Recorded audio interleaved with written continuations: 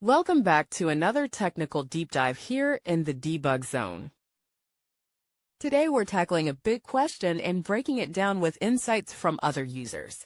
Hopefully this clears up some misconceptions and helps you get the answer you need.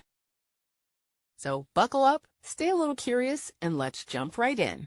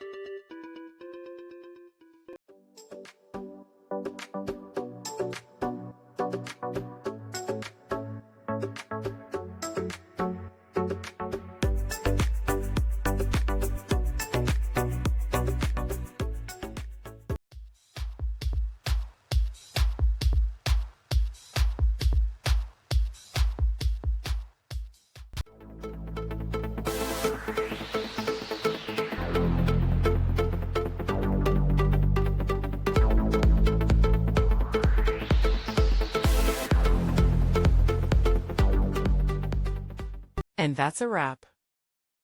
I hope you found the answer you were looking for. If you did, take a second to hit that subscribe button. It really helps out. And let me know in the comments which solution worked best for you. See you next time in the debug zone.